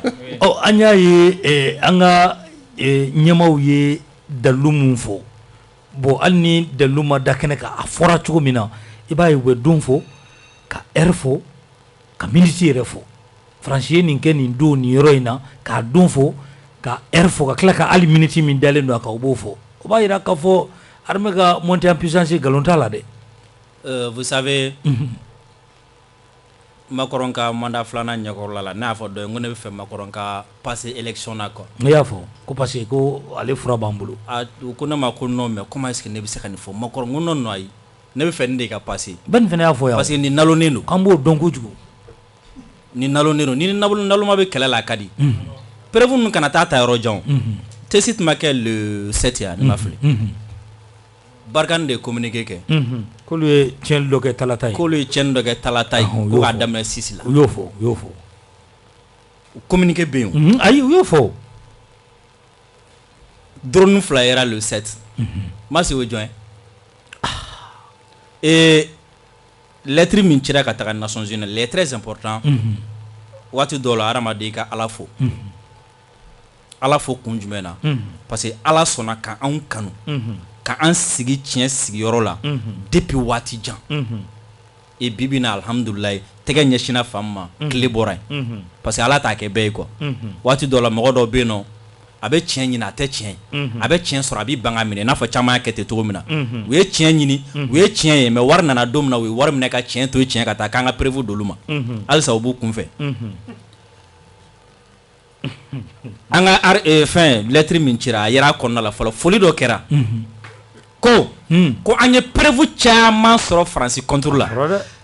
Ka tila ka sɛbɛn kɔnɔ tuguni ko grâce à nos équipements. A fɔra ten. Ko minɛn minnu b'an bolo o sababuya la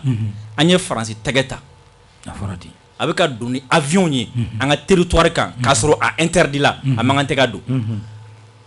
An y'u minɛ an ko ma aw bɛ taa min. U ko ayi ko autorisation b'u bolo an ko ma k'a ye autorisation yira o ye autorisation min yira a yirala k'a fɔ k'o tɛ autorisation ɲuman ye. Fɛn namaralen don. I bɛ nin bɛɛ ye yɔrɔ o yɔrɔ a b'a sɔrɔ minɛn b'i bolo dɛ. Ani dɔ fana la y'u ka avion transpondeur faga. Transpondeur mena o de la o de nana ni nin bɛɛ o parce que u yera le fait que u yera u ye immatriculation kolon ni immatriculation kolon. Minɛn nasugu jumɛnw ye ninnu ye tan. Mas munna depuis waati jan an b'a fɔ mɔgɔw ye ko an ka jɛ kɛ mɔgɔ fɛ min fanga ka bon ni Faransi ta ye n'a ŋaniya ka ɲi. A ye nin fɔ a mɛnna dɛ. Munna Sadio ye Russie fo o don na ani Russie ka partenaire a y'a fo mun na parce que a ko tiɲɛ yɛrɛ la ko ani Russie ka partenaire ko kɔnɔnajɛlenya b'a la ko k'a foli kɛ. I b'a kalama ko o don na Sadio kun content don Russie a bɛ k'i kɔnɔ k'u ye Russie président de d'a ma. Ne yɛrɛ mago bɛ a ka segin ka na de an k'a ɲininka mun de la i content don tan quoi. A nisɔndiyalen kun. Tellement ka nisɔndiyalen kun don. A bɛ ka discours in kɛ. Ayi discours yɛrɛ tɛ discours kɔfɛ. Masi ninnu ye kuma fitininw ye n ye suɲɛ minnu suɲɛ k'a f'i ye. Tellement k'a kun content don parce que an n'u ni ɲɔgɔn cɛ fɛnw fɔra ye minnu ka bon hakili ma mais ce qui est très important ici Mas ni min dɔnna o ye jumɛn qu'un état souverain indépendant et surtout a kɛra waati min fana la waati min na olu yɛrɛ a reconnu internationalement que le pouvoir là est légitime et légal parce que o ye Macky Sall bila ka na yan. Macky Sall est responsable comme Mali là. Personne ne pouvait plus dire que le pouvoir est illégitime ou illégal. Parce que, non, parce que le regroupement reconnu internationalement, Farafina Betola président, mais on a kuma Assimi fait étant président. Donc ça veut dire que Assimi est légal et légitime et sa parole vaut la parole d'un président. Donc ni lettre tira Nations Unies au coffre. Avec la Gansan de France, c'est ka kuma blea. Parce que tellement que vous piégera, on en a bi piégé qu'on a alu tara au botogo na tukuni. Vous savez lettre in kɛra sababuya ye réunion in kɛra o réunion ma kɛ o a donna bi ko la France est un pays qui a agressé le Mali et puis dalu dilen kɔfɛ français yɛrɛ i b'a kalama o don na n bɛ k'u ka mɔgɔ dɔw lamɛn ko tiɲɛ don ko tiɲɛ don ko min y'u tɔɔrɔ k'i b'a dɔn wa ko tiɲɛ don k'olu nana kun min na o ma se ka kɛ ko tiɲɛ don ko olu ye dɛmɛna rebelle fɛ waati dɔ la ko mais ko k'a fɔ olu ma ko olu terroriste ko de ma bɛn olu ma. U ka sɔrɔdasi dɔ ko ten n yɛrɛ y'o mɛn. Sɔrɔdasi dɔ taatɔla ko tellement que o tɔɔrɔ la a taara bɛna na min fɔ a fɔra ko e ye terroriste de o ko bon ko ale kɔni taatɔ la ko olu ye Russie dɔw ye ko kɔngɔ b'olu la mas ko n'a fɔra ko nin de bɛna kɛ k'olu remplacer donc imagine a fɔra ko e bɛ ka arme fournir terroriste ma a fɔra ko k'i y'an ka militaire harceler vous savez c'est très grave quand avion tagatɔ la k'olu harceler a fɔra k'i y'o kɛ ka tila ka mɔgɔ dɔ ta tɔgɔ ma ka terroriste ta tɔgɔ ma k'i taara nin ta i ka hélico la nin don nin heure in na ka taa jigin nin yɔrɔ in na militi yɛrɛ bɛɛ fɔra i ma se ka fɛn f'o la donc ça veut dire que premièrement nous avons les moyens ɲɛ b'an bolo tulo b'an bolo an bɛ yeli kɛ an bɛ mɛnni kɛ sisan deuxièmement ça veut dire également la volonté est là aujourd'hui i b'a dɔn min ka bon nin bɛɛ i b'a dɔn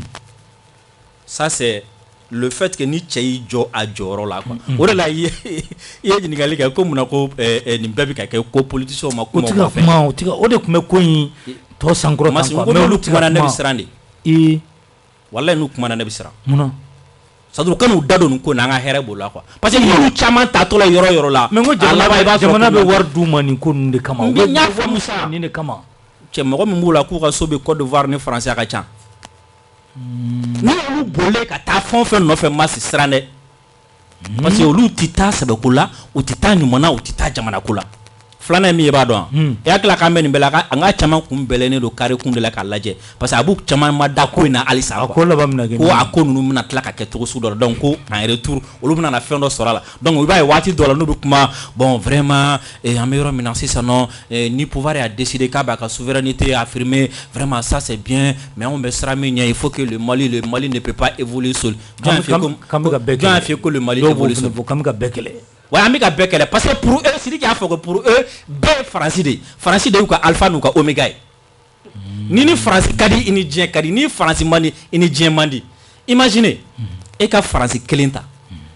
e ka farafinna jamana 50 ni kɔ ta Faransi kelen ta Mali dɔrɔn ta vous savez il y a quelque chose qui est très important à travers la lettre peut-être mɔgɔ ni ko ninnu taara ɲɛ mɔgɔ bɛna na fɛn caman faamu k'a fɔ ko diɲɛ bɛ yɔrɔ min na bi c'est-à-dire Faransi de kan ka siran anw ɲɛ i n'a fɔ ko waraba ni mangalani mais Makɔrɔ bɛ yɔrɔ min na bi a man kalan a ka population b'a kɔ ko kɔngɔ b'u la u ni Rusi bɛ ɲɔgɔn na ko kɔngɔ b'u la Makɔrɔ taara min est-ce que a taara États-Unis ka taa wari ɲini est-ce que a taara Chine ka taa wari ɲini est-ce que a taara Saudi la ka taa wari ɲini ko a nana farafinna de o na farafinw yɛrɛ kan k'u yɛrɛ ɲininka munna ni tubabu ni kɔngɔ minɛ bɛ u b'u boli ka na an fɛ yen ça veut dire que dumuni b'an fɛ yen ça veut dire que wari b'an fɛ yen munna ni pétrole ko gɛlɛyaw minɛ u bɛ na farafinna ça veut dire que nin bɛɛ bɛ anw fɛ yen donc mas ka taga lettre in kɔnɔ ni comment dire la ni conseil de sécurité ye réunion kɛ mas nin bɛ kɛ tribunal Mali bolo ka Faransi ka kojugu k'a da kɛnɛ kan wala n'o kɛra Faransi bɛ régresser Faransi bɛ jigin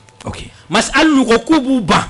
a bɛ kɛ sababu ye ka Nations Unies yɛrɛ ka jo di Kadhafi ma ko a ye charte des Nations Unies fara jo min na k'a jo b'a la parce que nin tɛ jɛkulu min n'a bɛ se ka fɛn ɲɛ diɲɛ bɛn dɔ ko yɛrɛma hɔrɔnya yɛrɛ tɛ sɔrɔ n'i ka wari t'i bolo ko est-ce que an ka wari dilan yɛrɛ k'o bɛ tabali kan nin ye dɔ ka bataki ye ko n k'i ɲininka la ko an ka wari sirilen don euro la ko euro don ko o bɛ ka bin kosɛbɛ a ka kan an ka rappel historique kɛ ok Sidiki da magara nin bataki ninnu na don min na kulu dɔw bɛ yen an n'olu bɛ to ka fara ɲɔgɔn kan ka wulikajɔw kɛ ɲɔgɔn fɛ an tun bɛ ka déclaration dɔ sɛbɛn Sidiki y'a sɛbɛn ko la France ko état génocidaire parce que Mali bɛɛ o ye Sidiki ka expression créée Sidiki nana ko Faransi bɛ si la sa de la an ka jamana a ye nin fɔ a mɛnna dɛ jɔn de fɔ kabiri tɔw b'a fɔ ko état terroriste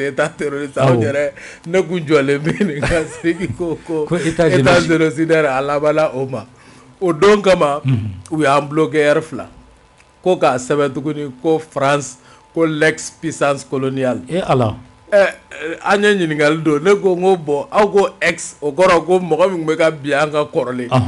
ko k'an ka bɔ ko k'u kɛlɛ n ko o kuma yɛrɛ b'o yɛrɛ jaabi sɔsɔ quoi n ko ce n'est plus ex ne ko bɛn Faransi de y'o fanga di anw fɛ yan pour nous o min kɛra o de nana don hakili fɛgɛmanw kɔnɔ mas mais tiɲɛ tɛ quoi Faransi tɛ fanga di Faransi tɛ fanga di a tɛ se ka fanga yɛrɛ di Mali kɔnɔ yan i b'a tariku ta kɛ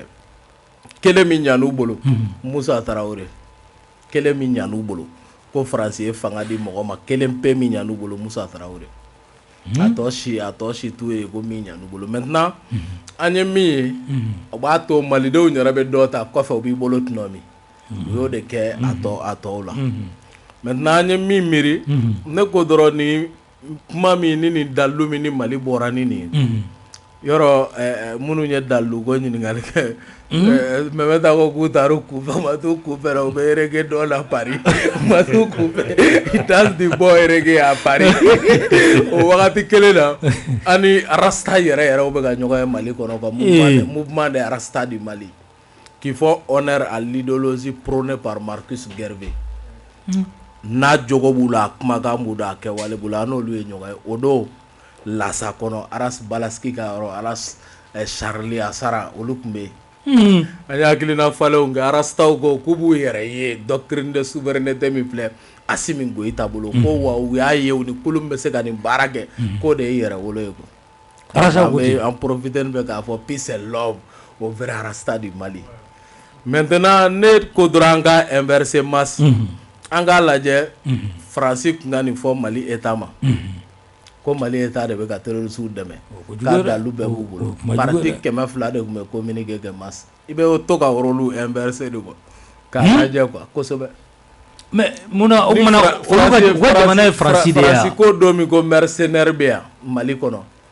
u bɛɛ tugura kɔ mimétisme a b'a fɔ n'i fa ye kuma fɔ i bɛ tugu i fa wallahi an caman mankan mɛn t'olu bolo parce que dɔrɔn u dalen don ko Mali ka position clarifier Wagner ko la parti politique y'o fɔ parti politique bɔra k'o fɔ Mali ko sisan ko dalu b'olu bolo ko France de ye terroriste u y'u da gulɔbara ni si tɛ ka kuma mun de la u tɛ kuma di munna u tɛ kuma o kumana min fɔra nkalon don wa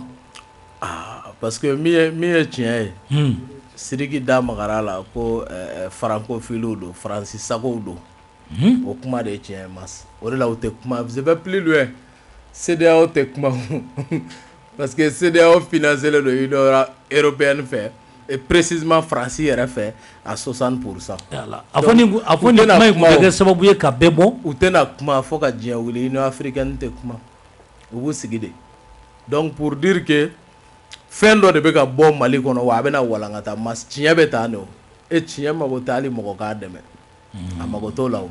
tiɲɛ b'a yɛrɛ de dɛmɛ et on avait dit k'an ni Irisiw ka tigɛ di ɲɔgɔn ma kalo 6 ko caman bɛ jɛya ko bɛɛ jɛyara bi hali min tɛ fɛ k'a ye o de kɛra wa ɲani mois de mars cɛ dɔw b'a ɲini ka taa 3e pont na mais brigade fluviale bɛ an b'i sauver 3e pont na ka taa mun kɛ hali suicide an t'a daga mɔgɔ ye mas wallahi k'a bɛɛ k'i ɲɛna n'i da terrain ɲɛ ko Kayi terrain wulila an bɛ boli ka terrain fɛrɛ minɛ mɔgɔ t'i yɛrɛ faga a bɛ kɛ bɛɛ ɲɛna de d'ici le mois de mars ko wɛrɛ bɛ sen na an ka se mois de mars ma mars wallahi hali yɛrɛ faga an t'o daga Mali den jugu ye n'i fili an b'i mɔ i bɛ na de 3e pont fɛ a bɛ k'i ɲɛna aw munna ko wɛrɛ bɛ yan an bɛ da yen o an ka mois de mars lajɛ an tun ye min fɔ jaabi an b'o de kɛnɛ kan o ye première étape ye an ka taa 2e étape la mas pour ka bɔ o kuma la d'ici le mois de mars an k'a lajɛ dɔrɔn ko minnu bɛna tugu ɲɔgɔn Mali kuma bɔli ko la ko 22 fana bɛ ka labɛn dɛ 22 ta ye même ɲɛna an ka se mars la o bɛɛ de b'o kɔnɔ c'est un processus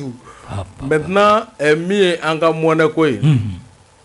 monnaie ko c'est tellement une question hautement sensible que kuma t'ale kan yɛrɛ o kuma tɛ k'a kan mais n'i ye pilier de souveraineté ta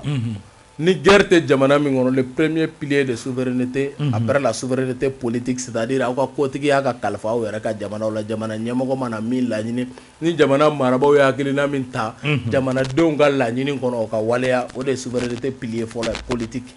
o filanan ye souveraineté monétaire mais ni guerre bɛ yen souveraineté militaire o bɛ na ɲɛfɛ o kɔfɛ souveraineté monétaire o kɔfɛ souveraineté culturelle souveraineté sigilen don ni pilier ba 4 de ka diɲɛ kɔnɔ bi an taw an ye souveraineté politique sɔrɔ puisque Assimi Goïta le Barbie comme Che Guevara lui il est à Kati et à Koulouba o ye souveraineté politique y'an bolo a tɛ yɛlɛma yɛrɛ Sogɛl à la primature Diaw au CNT o bɛ yen souveraineté militaire Sadio y'o de fɔ o don ko ni France taara ko jɔn bɛ ko Mali yɛrɛ de bɛ yen an ka tigɛ di ɲɔgɔn ma ye ani irisiw ni ɲɔgɔn cɛ nka a kɔrɔ tɛ an y'an ka défense sous-traité irisiw ma mais kari doni giriyara an bolo n bɛ ɲumaga ɲuman ɲini maa kiyale maa keguman b'o kɛ o bɛ daga fɛnɛ o kɔ an bɛ ka don min kɔnɔ souveraineté monétaire de ani souveraineté culturelle cɛ tɛ muso tɛya o bɛ ka bɔ anw ka jamana kɔnɔ ko sariya kura dɔ bɛna ta ko kɛlɛ awɔ o ye diyagoya de ye an bɛ taa hali ko wɛrɛw b'o kɔfɛ o ma maintenant an bɛ ka na ni yɛrɛtigiya baaraw de irisila ye jamana min kɔnɔ n'i y'a légiférer bi ko cɛ bɛ se ka cɛ furu muso bɛ se ka muso furu anw ka jamana kɔnɔ bi dimanche bi kari 21 août o banna sini 22 août irisila assemblée bɛ fara ɲɔgɔn kan session extraordinaire ka sariya ta ko irisi den tɛ di ni jamana kɔnɔ comme enfant adoptif wa irisi den tɛ ni jamana den ta comme enfant adoptif a bɛ kɛ jamana o jamana kɔnɔ diɲɛ jamana bɛɛ jamana o jamana y'a légiférer yɔrɔ an bɛ don min na ko bi jamana 16 de y'a kɛ faransiw ni États-Unis Afrique bɛɛ Afrique du Sud de y'a kɛ parce que olu suguya olu tora donc irisi ka den tɛ di o ma lamɔ la bilen kosɛbɛ olu kɛra i komi gingin ka sanga bonda la ɲinɛw nana a ma d'olu ma kɔnɔw nana a ma d'olu ma kɛra o ye quoi donc Afrique du Sud olu bɛ k'u yɛrɛ ye bi o gun kan Mandela ka nin kɛlɛba kɔfɛ donc halisa Afrique du Sud Mali fana bɛna sariya ta k'a fɔ ko a tɛ kɛ Mali yɛrɛ la kow bɛ diya de o ma sa an bɛ ka taa sisan adamadenya normal de fɛ mɔgɔ min bɛna fɛ yen k'aw kana den sɔrɔ k'aw ka ca o wagati kelen bagansi tɛ diɲɛ bɛɛ recherche kɛ yan o kɛ animal homosexuel au monde Allah homosexualité c'est une pratique qui est au-dessus de l'animosité a bɛ bagaya duguma bagaya ka fisa parce que baganw bɛ bugun u bɛ den u bɛ ɲɔgɔn balo u bɛ sin di u den ma u bɛ taa ɲɔkisɛnin ta ka na kɔnɔ b'a d'a den ma n'i y'a sɛbɛn u bɛ fɛn de kɛ n'i y'a taper recherche la u bɛ taa tumu nogo 2 da ɲɔgɔn kan ko animal homosexualité ko mais ko siga kɛra dɔɔni ninnu na ou bien u bɛ zirafu cɛ 2 kan dalen ɲɔgɔn kan ko ko ninnu kan ka jan cogo min ta k'a bɛ b'a fɔ ko mais k'a tɛ se ka fɔ quoi ko parce que u ma ye ka yɛlɛ ɲɔgɔn kan donc o kuma de bɛna ban an ka jamana kɔnɔ kuma de bɛ ban an ka jamana kɔnɔ o de ye yɛrɛtigiya o de ye kotigiya ye tabarikala musaka ko Baba Modibo Keita b'a ta kɛ wagati min na aw ni Chine de y'a kɛ ɲɔgɔn fɛ a kuma ma fɔ conseil des ministres la sigi ma k'a kan parti o responsable y'a décider a bɛ den ka kɛ de u nana ni Mali wari ye cercueil de kɔnɔ mas wallahi pour l'histoire c'est ce que les pères de l'indépendance nous ont dit pour don mu bɛ na ni Mali wari ye dɛ u y'a kɛ i b'a fɔ ko dɔ kɛra maliden minnu bɛ Chine ye kasara olu sɔrɔ olu kɔɔri de natɔ don c'est que wari bɛɛ donnen ka dafa an ka jamana kɔnɔ tuma min na président sɔrɔla k'a déclarer juillet 62 an fana tɛ k'an labɛn dugu la ko nin y'an ka musaka ko ye donc o kama mɔgɔw bɛ fɛ kuma bɛɛ ka fɔ a bɛɛ tɛ fɔ kuma bɛɛ tɛ se ka fɔ dɛ constitution kura bɛ na sɛbɛn n'o kow bɛ sen na mas an ka kankow an ka yɛrɛtigiyaw musaka ko na sira fɛ ani ko caman na sira fɛ mas an t'an wasa don o la ko nin y'an yɛrɛ ta ye ko majɛw ko min taara 92 ko fɛn ɲumanbaw b'a kɔnɔ ko nka majɛw b'a jɛ kuranɛ tɛ n'o tɛ ko an ka na o hakilina fara kan min b'a halisa u ka kotigiya da u yɛrɛ ma k'a sabati an t'an hakilina fara ɲɔgɔn kan min ye bataki ci o ne yɛrɛ o an bɛ k'an ta fara ɲɔgɔn kan an bɛ fɛ min ka waleya an ka jamana kɔnɔ an ka t'o siratigɛ fɛ tabarikala